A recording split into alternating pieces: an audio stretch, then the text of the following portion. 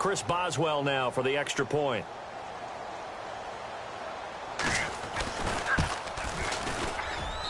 And they're able to cut the deficit to 12. Personal foul.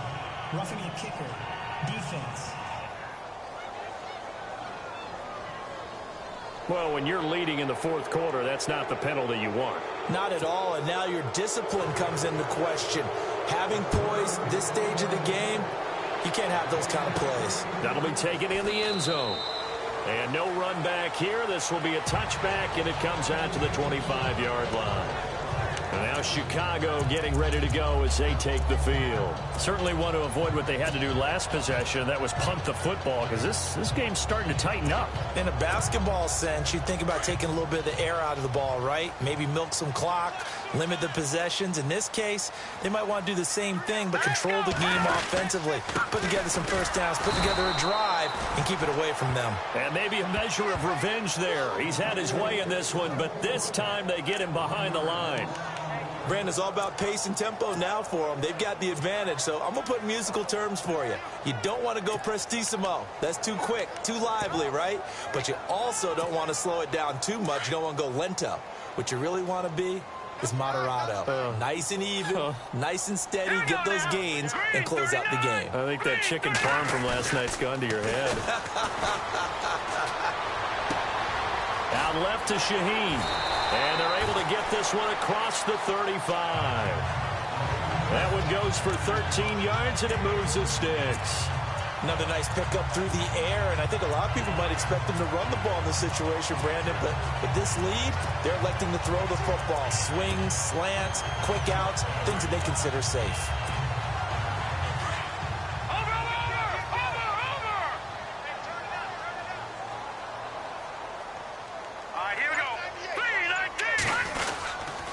Now Cohen. And able to get this one all the way up to about the 46-yard line. 9 yards is the pickup there, and they'll have a 2nd and 1. So the solid run on first, and I would imagine no real hurry to run that 2nd down play. No, it's all on your quarterback now. He's going to keep an eye on the play clock and bleed things down, and he's not going to let the ball be snapped until it's inside 3 seconds left on the play clock.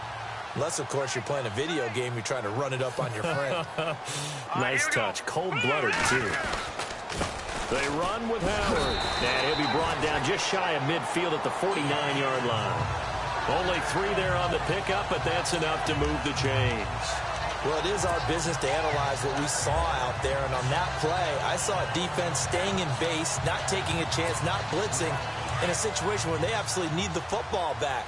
That's either a case of overthinking it or not thinking it through. If you do blitz, do you have to be careful about where you're coming from, or are you just coming from all angles? You have to be careful about where you're coming from, obviously, but at this stage, you have to take a few chances as well. 2 yards on the pickup there. It'll be 2nd and 8. Offensively with the lead, you want to run the ball, keep the clock going, but you also want to still kind of be in attack mode too, right? So how do you do that and not come back on your heels? Yeah, think about all the practices we've watched where they have that tempo period to go over things just like this, where they describe the scenario, tell you what they're looking for, and make sure that they're still attacking, yet at the same time not going so fast as to leave too much time on the clock. And he gets this inside the 35-yard line. That one good for 16, and the drive will continue. How about this offensive line? They're really starting to establish themselves, take over this game. And before the series began, I know exactly what we said in the defensive huddle. Guys, we got to get no less than a 3 and out. Let's get off the field. Instead, they can't find any traction towards doing that. Right now, they're just getting muscled all over the field and getting pushed down it. Yeah, give him 4 yards there. It'll be 2nd and 6.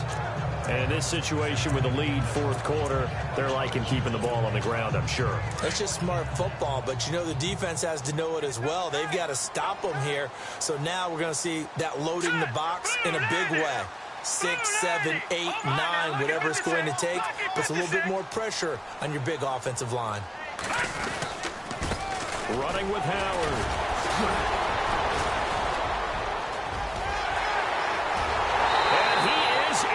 Touchdown, Chicago. Jordan Howard, his 3rd touchdown of the game and 4th on the year. And the Bears will add on to their lead. Now it's looking incredibly likely to be a 3-0 start to this season. That is obviously excellent. 2-0 is one thing. 3-0, you really have some momentum. And now they're serving notice to the rest of the league that they're a pretty darn good football team. Confident, aggressive, attacking at all times. This looks like a team that you're going to have to deal with. And guess what? Behind closed doors, they're trying to figure out ways to get better. So that one, an 8-play drive. It spans 75 yards. And finishing it off with a touchdown run was Jordan Howard. This will be fielded on the back line of the end zone. And the Steelers set to take the field. And they're going to need another score. Got one last time, but still down here. When you're playing catch-up, every possession becomes crucial, doesn't it? It's vital. Get back out on the field, punch it in the end zone again. They know it's not easy, but what they do have going for them, they did score the last time. They think they've got a good formula working. And what about the defense? Well, now you're just saying to yourself, okay, gave up a score last time. What adjustments do we need to make to slow them down now and get the ball back for our own offense? Is it more pressure? Is it more zone? What do they have to do? They're trying to figure that out themselves. We'll see if they can figure that out right here.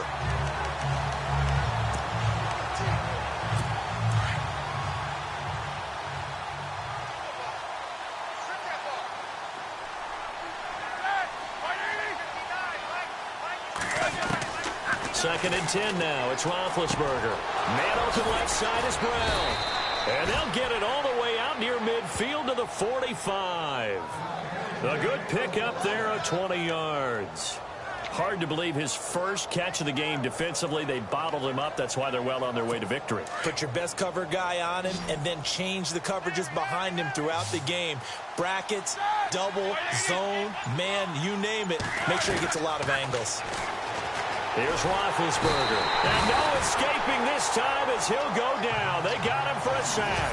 Akeem Hicks in there to take him down and to take us to the 2-minute warning. So the Steelers with the football as we get you reset. And let's see what they've come up with offensively after having time to talk it over. On second down, here's Roethlisberger. Over the middle, and it's incomplete. Trying to get it there to Martavis Bryant. And it's third down. One thing I have learned, receivers don't mind high throws so much to the sideline, but do that over the middle to them, and not only the DB's going to throw a little verbal trash their way, when they get back to the huddle, they're going to have a few words to say to their QB, aren't they? Yeah, hung out to dry a little bit there on the high throw. Luckily fell in. Trying for Brown, and it's intercepted. It's the rookie from Alabama, Eddie Jackson, with a pick. Oh, he's got a little daylight.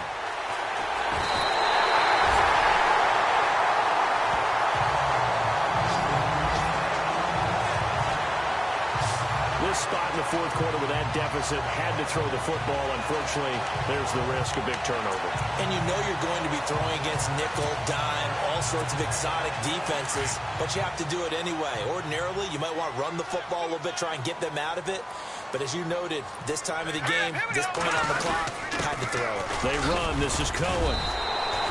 Give him a couple on the carry there. 2nd and 8. Well, he's looking for some running room, and there wasn't a whole lot of it there on that play. I think he was lucky to get a couple of yards out of it, because those defenders, they were rallying to the football pretty quickly. Second down following the run.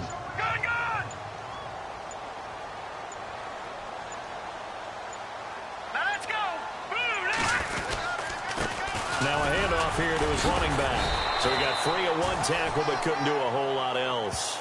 It'll be a gain of 5, but still about 3 yards shy of the first down marker, and now it's third down. Offensive linemen love creating space for their guys carrying the ball, but when that guy also breaks tackles and creates extra yardage, they almost feel like he's one of them, and they really embrace him. Defense still with 3 timeouts. We'll see if they want to use them here as the kneel down comes.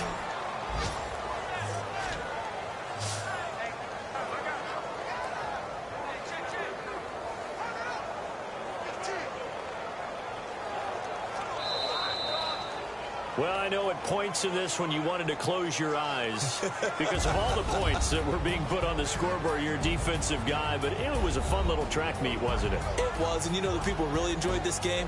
They're the ones that like going to batting practice at the Major League Baseball parks, right? Seeing the 14 to 11 game, that sort of deal. That's right up their alley with what we saw in this one. So for Chicago, it's an ideal start as they move to 3-0 now on the young season. And they will hit the road next week for a date with the Green Bay Packers. Meanwhile, for the Steelers, they suffered defeat for the first time as they dropped to 2-1. And they'll be on the road next week for a matchup.